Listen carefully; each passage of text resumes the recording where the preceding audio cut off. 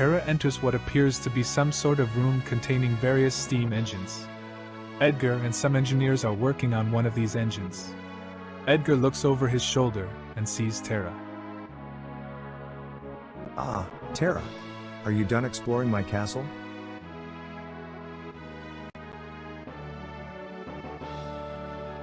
Of course. I'm sorting something out with this thing here anyway. Come see me again when you're done looking. No rush, but we need to talk more soon when you get the chance. Oh, okay. This room is a bit dangerous to stand around in, milady. Hey you, can you escort her back upstairs? An engineer approaches Tara and gestures toward the stairs as he leads her out. Tara finds herself at a small hallway with two sets of stairs leading downward along with a large main gate. She remembers this being the first area they passed through as soon as they entered the castle.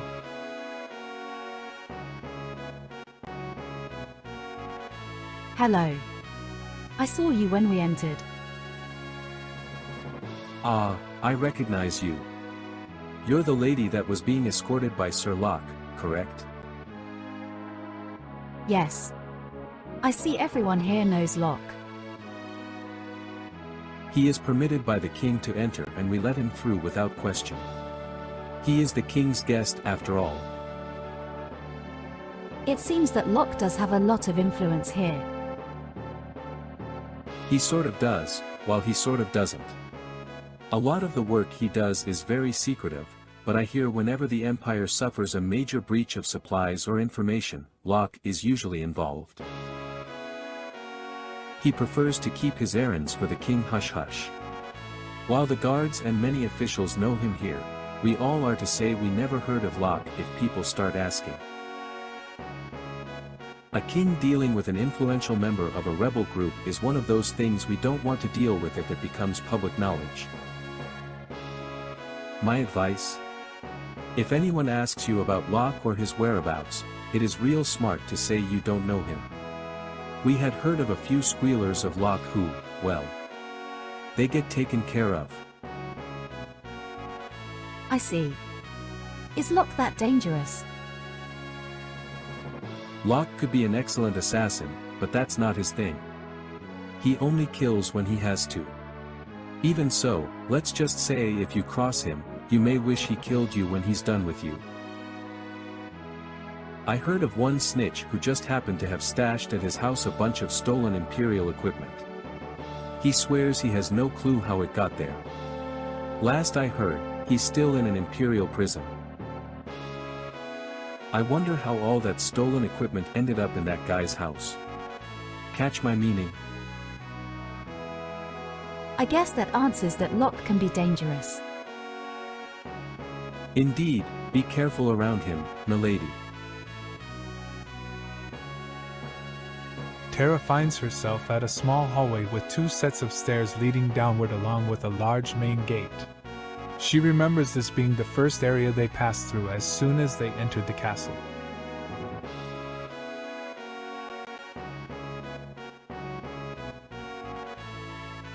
Tara makes her way down some stairs. She sees some jail cells along the wall with a guard watching over them. Oh, hello. What is this place? Hello, milady. You would think being in the middle of the desert, we would not have to worry about miscreants such as these people. Yet, here we are, with criminals in the Figaro Castle jail. Milady, you don't need to waste your time here with this criminal scum. The guard escorts Tara back upstairs. Tara finds herself at a small hallway with two sets of stairs leading downward along with a large main gate. She remembers this being the first area they passed through as soon as they entered the castle.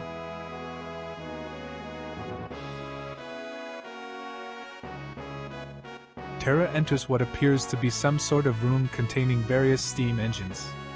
Edgar and some engineers are working on one of these engines. Edgar looks over his shoulder and sees Tara. Ah, Tara. Are you done exploring my castle?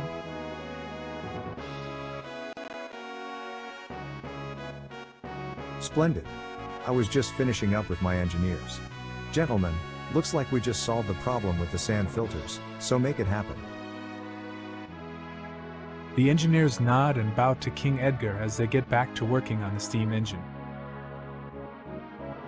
Well then, let us return to the throne room. We have to discuss some things, Terra. What kind of things? Things to keep my castle and my people safe while ensuring that we keep you safe and hidden from the Empire. Locke insists on keeping you away from the Empire at all costs. I'll be honest, I have not seen him be so concerned about a girl since Rachel. Who's Rachel? She's... Well, even a king has his place, and it is not my place to speak of her. Now please, let's talk more in the throne room. Terra and Edgar make their way back to the throne room. The king walks up to his throne before turning around and looking at Terra. So, what do you think of my castle? Well, A guard comes to the throne room through the north corridor. My king, there is a detachment of Imperial soldiers approaching from the south. They seem to be led by some court jester.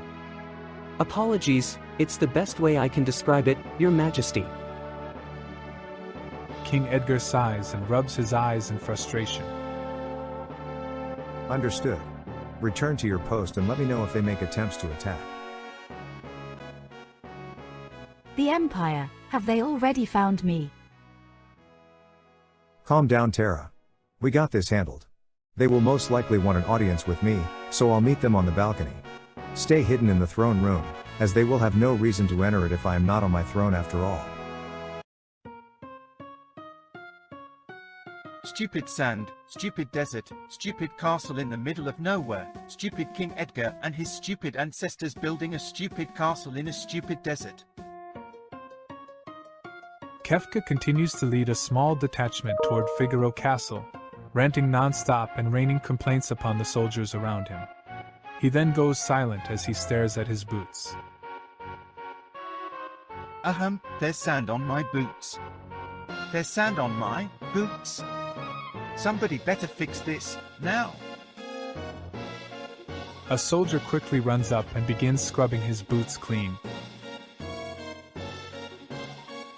Yes, put some blood, sweat and tears into that scrubbing. I want to see my beautiful face reflect off of them. The soldier scrubs Kefka's boots until they are amazingly clean. All clean, sir. Well, I saw a lot of sweat and some tears in it. Something's missing, soldier. Sir. Kefka kicks the soldier right in the groin and the soldier collapses. There we go. Blood. Well, possible internal bleeding anyway. Now you're giving 100%. Come on, Morans. We got a stupid king to see. Edgar looks down from the balcony, seeing Kefka and some Imperial soldiers hastily approach the front gate. He hears the guard stop them, but Kefka shoves the guard aside and proceeds through the front gate. Moments later, after hearing some more brief arguments with the guards, Kefka and his soldiers burst onto the balcony. What's the meaning of this? I thought we were allies. Who do you think you are setting foot in my kingdom and barging into my castle? Destroying the cities and kingdoms of the South Continent not enough for you that you would just break treaties and march into my castle? You better have a good reason to be here before I turn my guards on you. Edgar, I don't even want to be here, so don't provoke and threaten me. This task is so beneath me, so let's get this over with so I can get back to more important tasks. So what is this menial task that brings Lieutenant General Kefka, the oh-so-humble servant of Emperor Gestal, to storm my castle without my permission? Speak while I still have a bit of patience left. A girl of no importance has recently escaped from us. Word is that she has found refuge here. A girl of no importance, huh? This wouldn't happen to be related to the girl I heard so much about that caused quite a stir at Narsh, causing all sorts of chaos and destruction to the good people there. We're in the middle of a desert. We have nothing else better to do than keep an eye on things, so tell me why I am hearing reports of Narsh, under Figaro protection, is dealing with sightings of Imperial forces. I'm sure they are rebels trying to stir the pot. What better way to strain our alliance than faking attacks on a mining town? I mean, what are we gonna do? Burn some coal? Anyway, talk to my public relations manager on that one. I only care about my mission. Where is the girl, Edgar? A girl of no importance is all you told me. Going by that, I can't say I have any of those. You see, all of my maidservants and girls here are very important, like a beautiful garden in the middle of this desert. Each one here is a beautiful and unique flower, so numerous as the sand grains of this desert. My only regret is that I don't know all of their names. So, no, we do not have girls of no importance here. Oh King, thank you for tickling my ears with telling me about your garden. Now that you satisfied the urge to stroke your ego, can we get back to business? So what are you really after, Kefka? Who is this girl and why is she so important that you would storm my castle to find her? And don't tell me it's because she is of no importance. She's nobody. She is in possession of property that belongs to the Empire. And before you ask, the nature of that property is none of your concern. But I know you're a shrewd politician, Edgar. And politicians never lie or get evasive with their answers. Total honesty, right? Because I would hate to find out that you're lying to me and what I would do to you and your garden. Are you threatening me, Kefka? Threaten the king of Figaro Castle? Do I look insane enough to do something like that? Oh no. No, no, no, no. We're allies, best buddies, chums, pals, friends. I'll take your word that you know nothing of this girl, dear noble friend. Well then, fellow soldiers, let's take our leave. I am sure they got lots of sand to scrub from these walls and we're taking their valuable time. A goodbye to you, most noble King Edgar.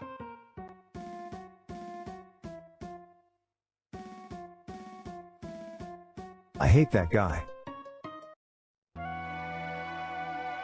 Ugh, I need a shower after talking to him. Is he gone? Yeah, but no doubt he suspects something. He seems very certain that you're here, Terra. What? But how? I don't know. Maybe he had scouts that saw you enter the castle. Or maybe there is an Imperial sympathizer within the castle. Or I saw some guy in a clown costume leaving here. What's that about? oh, Locke, you missed the show. How did you get back in here without people noticing? It's what I do, Edgar. You should know that by now. That clown, his name is. Kefka. Kefka Palazza. They both stare at Terra. You remember him from your past terror? He put the slave crown on me.